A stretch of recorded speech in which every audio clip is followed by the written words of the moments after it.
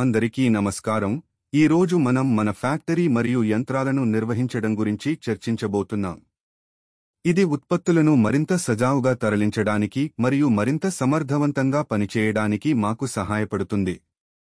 ఈ క్రింది సామర్థ్యాలతో మిల్లెట్ సేమియా తయారీ కర్మాగారాన్ని ఏర్పాటు చేయడంపై మేము దృష్టి పెడుతున్నాము. 1000 నుండి 1500 చదరపు అడుగుల విస్తీర్ణంలో రోజుకు 180 కిలోల మధ్య తరహా ఫ్యాక్టరీ. మొదట మేము ముడి పదార్థాల ప్రవేశం మరియు నిల్వతో ప్రారంభిస్తాము. సులభంగా దించే ముడి పదార్థాల నిల్వ కోసం ప్రవేశ ద్వారం సమీపంలో ఒక ప్రాంతాన్ని కేటాయించండి. ఆ తరువాత పిండి మిల్లు తీసుకోండి.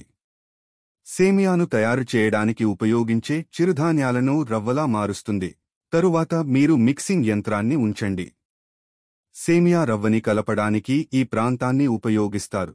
దీని తరువాత సేమియా ఎక్స్ట్రూడర్ యంత్రం ఉండాలి. పొడవైన, సన్నని సేమియా తంతువులను రూపొందించడానికి చిన్న రంధ్రాల ద్వారా పిండిని ప్రెస్సింగ్ చేసే పరికరం. రంధ్రం యొక్క పరిమాణం సేమియా యొక్క మందాన్ని నిర్ణయిస్తుంది. ఇది కావలసిన పరిమాణాలలో కూడా తగ్గిస్తుంది.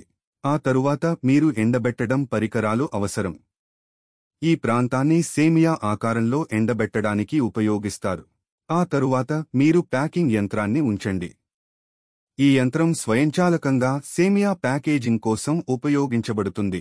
నిష్క్రమణ సమీపంలో పూర్తయిన ఉత్పత్తి నిల్వ మరియు పంపకం కోసం ఒక ప్రాంతాన్ని ఏర్పాటు చేయండి. పూర్తయిన ఉత్పత్తులను నిల్వ చేయడానికి షెల్వింగ్ యూనిట్లు లేదా ప్యాలెట్లను ఉపయోగించండి. వీటిని సులభంగా యాక్సెస్ చేయడానికి మరియు పంపడానికి ఏర్పాటు చేస్తారు.